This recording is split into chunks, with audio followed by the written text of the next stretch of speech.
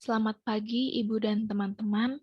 Kami dari kelompok 7 ingin mempresentasikan hasil kerja kami. Nah, di sini ada pun topik kami yaitu menganalisis hasil tes.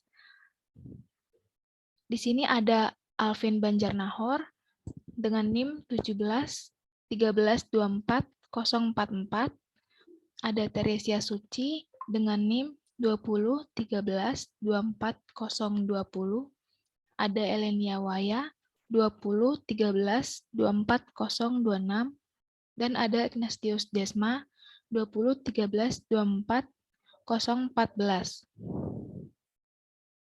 Nah, di sini ada pun cara menilai tes ya teman-teman. Tapi di topik kali ini kita akan fokus ke menganalisis taraf kesukaran, daya pembeda, dan pola jawaban soal. Nah, di sini ada pun peta konsep yang akan kita bahas. Pembahasan kali ini berfokus pada tahap analisis butir soal, yaitu kita akan mencari dan mengenal apa itu taraf kesukaran butir soal, daya pembeda soal, distraktor, dan ormit. Nah, yang pertama ada taraf kesukaran. Di sini soal yang tergolong terlalu mudah akan menghambat perangsang siswa untuk memecahkan pertanyaannya. Sebaliknya, jika soal itu dirasa sukar, akan membuat siswa menjadi putus asa untuk menjawabnya, sehingga tidak ada semangat untuk mencoba kembali. Nah, kita nih sebagai guru, itu tidak boleh menyajikan soal-soal yang beruntut atau berturut-turut dalam hal kesukaran. Misalkan guru A, setiap ulangan menyajikan soal yang mudah menurut siswa, sedangkan guru B, setiap ulangan menyajikan soal yang sukar menurut siswa. Jadi, siswa itu dengan sendirinya akan mengingat karakter gurunya saat ulangan itu terjadi. Contohnya tadi guru A, mereka bisa saja saat terjadinya ulangan, itu mereka menyepelekan, mereka tidak belajar. Sedangkan sebaliknya, jika ulangan terjadi pada saat guru B, itu mereka akan merasakan putus asa duluan saat menghadapi ulangan yang diberikan oleh guru B. Selanjutnya akan dijelaskan teman saya.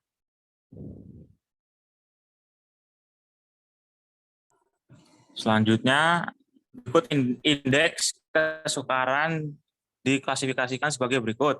Yang pertama, mudah, yaitu soal dengan nilai P 0,71 sampai 1,00. Yang kedua, itu tingkat sedang, yaitu soal dengan P 0,31 sampai 0,70. Yang ketiga, ada sukar, yaitu soal dengan nilai P 0,00 sampai dengan 0,30. Soal yang dianggap baik adalah soal yang bernilai P 0,31 bisa disebut golongan sedang. Tetapi bukan berarti soal sukar tidak boleh, hanya saja digunakan sesuai penggunaannya. Bilangan yang menunjukkan sukar atau mudahnya butir soal disebut indeks kesukaran. Besarnya adalah 0,0 sampai dengan 1,00.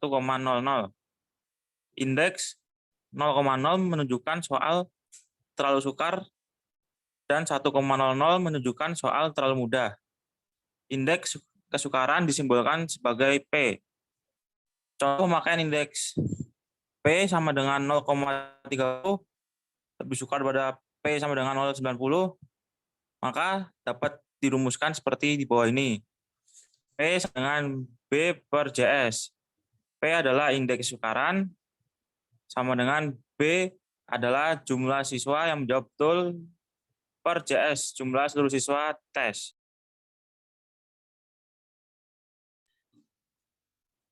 Berikut contoh tabel-tabelnya. Dalam tabel tersebut dapat ditafsirkan soal nomor 2. P sama dengan B per JS sama dengan 3 per 6 sama dengan 0,50. Di sini B itu dapat dikatakan 3 karena pada soal nomor 2 jumlah siswa yang menjawab benar sebanyak 3. Dan JS disebut 6 karena jumlah seluruh soal terdapat 6 soal. Kemudian soal nomor 5. P sama dengan B per JS sama dengan 2/6 sama dengan 0,33. Kemudian soal nomor 6, P sama dengan B per JS sama dengan 6/6 sama dengan 1. Maka nomor 2 lebih mudah daripada soal nomor 5. Tetapi nomor 6 paling mudah karena semua siswa benar dalam menjawabnya.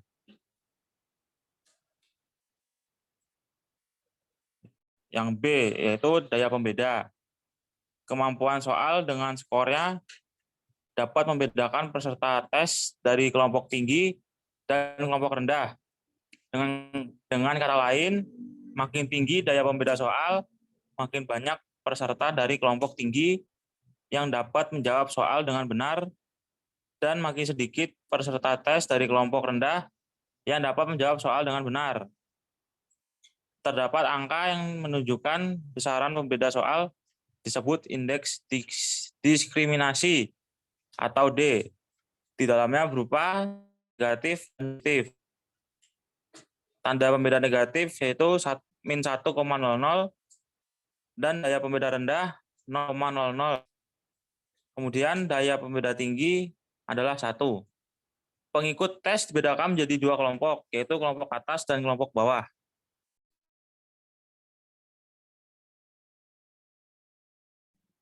Selanjutnya akan dilanjutkan oleh teman saya. Baik, selanjutnya kita akan melihat tentang penjelasan indeks diskriminan D. Jika seluruh kelompok atas dapat menjawab soal dengan benar dan kelompok bawah menjawab salah, nilai D makin besar yaitu 1,00. Nah, jika sebaliknya maka nilai D yaitu min 1,00 yang menggambarkan kondisi yang terbalik. Tetapi jika siswa kelompok atas dan kelompok bawah sama-sama menjawab benar, maka D sama dengan 0,00, yaitu tidak ada daya pembeda pada soal.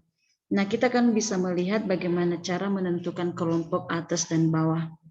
Nah, untuk kelompok kecil kita melihat bahwa seluruh peserta tes akan dibagi dua sama. Dibagi dua sama rata, yaitu 50% kelompok atas dan 50% kelompok bawah yang dideretkan sesuai skor paling atas hingga bawah. Sedangkan kelompok besar, seluruh peserta akan dibagi 27% kelompok atas dan 27% kelompok bawah yang dideretkan sesuai skor tinggi atas hingga terendah. Next.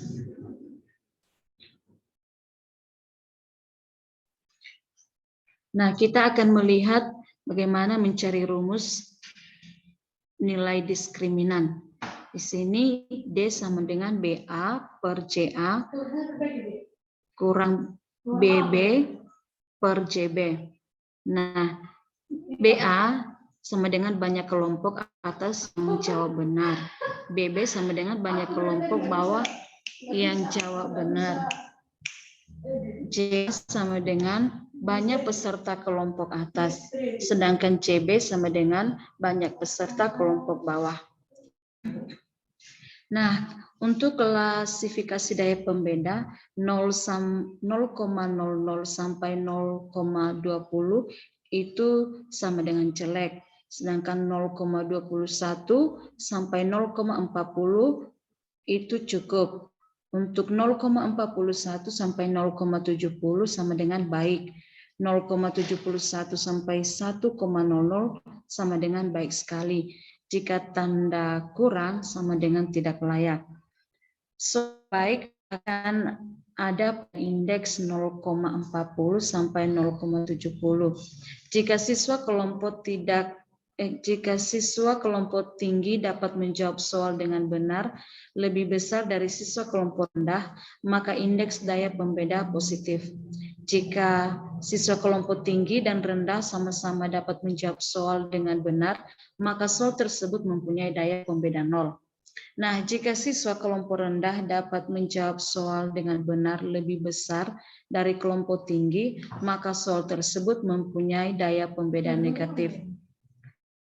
yang mempunyai indeks daya pembeda negatif dan 0 dibuang karena soal tersebut tidak dapat membedakan siswa yang mempunyai kemampuan tinggi dan rendah.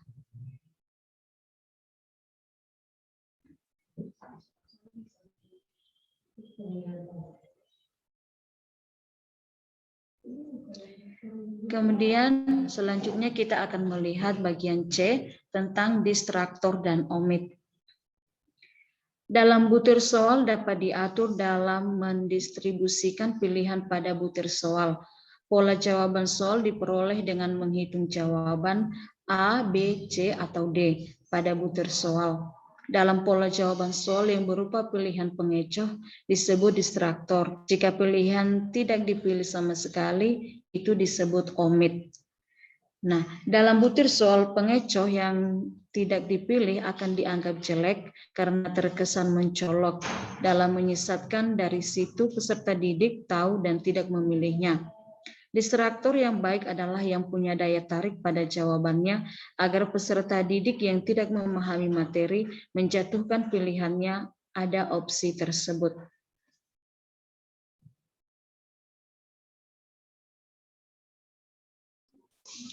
Baik, kita akan melihat distraktor dapat diklasifikasikan menjadi D lebih kecil dari 5%.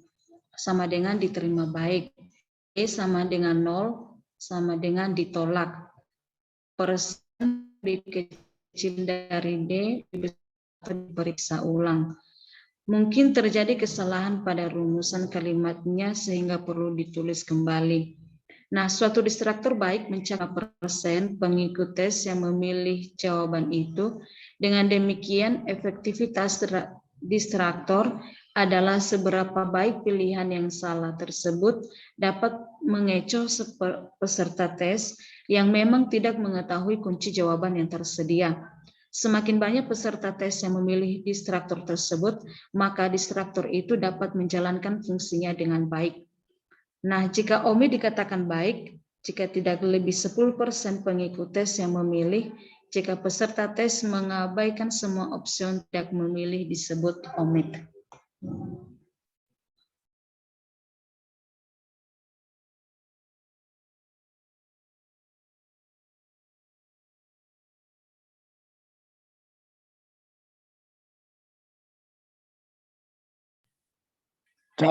Cara menghitung taraf kesukaran. Contoh menentukan taraf kesukaran seperti berikut. Butir soal nomor 1 sama dengan 6/10 sama dengan 0,60. Atau taraf kesukarannya sedang. Berikut butir soal nomor 2 sama dengan 3/10 sama dengan 0/30.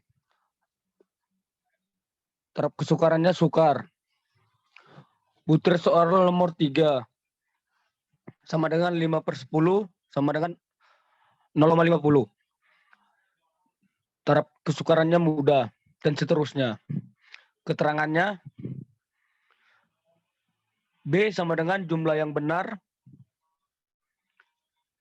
JS sama dengan jumlah siswa. Indeks taraf kesukaran 0,00 sampai 0,30 sama dengan sukar. 0,31 sampai 0,70 sama dengan sedang. 0,71 sampai 1,00 sama dengan mudah.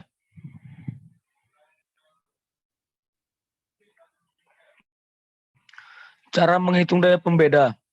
Berikutnya, BKA per JS dikurang BKB per JS.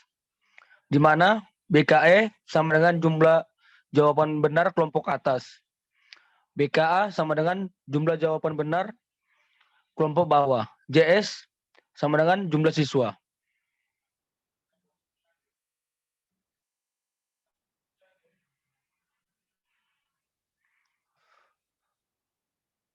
Keterangannya lebih kecil dari 0,2 sama dengan buruk. 0,20 sampai 0,40 sama dengan sedang. 0,41 sampai 0,70 baik. 0,71 sampai 1,00 sangat baik. Contoh cari daya beda butir soal nomor 1. Sama dengan dalam kurung 4/10 dikurang dalam kurung 2/10 sama dengan 0,20. Dianggap daya pembedanya sedang. Berikut dalam kurung 5/10 dikurang 0/10 sama dengan 0,50. Daya pembedanya baik. Butir soal nomor 4 sama dengan 5/10 dikurang 5/10 sama dengan 0,00. Daya pembedanya buruk.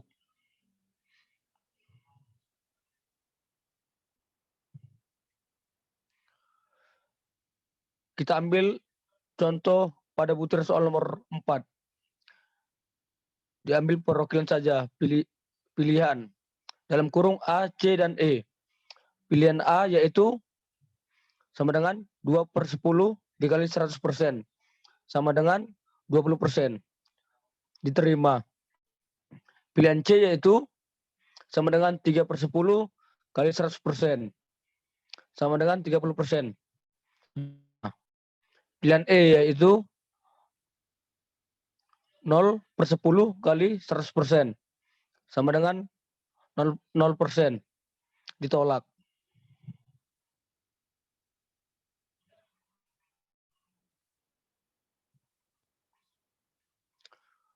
Nah, pilihan E ini dapat kita sebut sebagai omit, di mana pilihan pengecoh atau yang tidak dipilih sama sekali oleh peserta tes. Lalu bagaimana omit yang baik dalam tes? Omit di sini tergolong baik karena yang memilih tidak lebih dari 10% peserta tes. Kita ambil perhitungan lewat butir soal nomor 4 sebagai contoh. Di sini option omit atau pilihan yang tidak dipilih adalah E dengan jumlah 1 orang saja. Maka dapat dicari sama dengan 1/10 dikali 100% sama dengan 10. Kita ambil contoh pada butir soal nomor 4. Diambil perwakilan saja pilihan dalam kurung A, C, dan E. Pilihan A yaitu sama dengan 2/10 dikali 100% sama dengan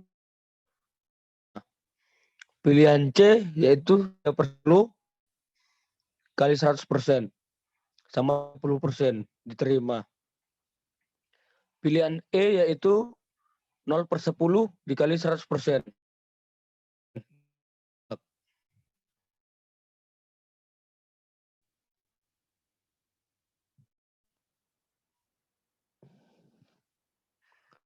Sekian materi dari kami, semoga bermanfaat. Terima kasih teman-teman.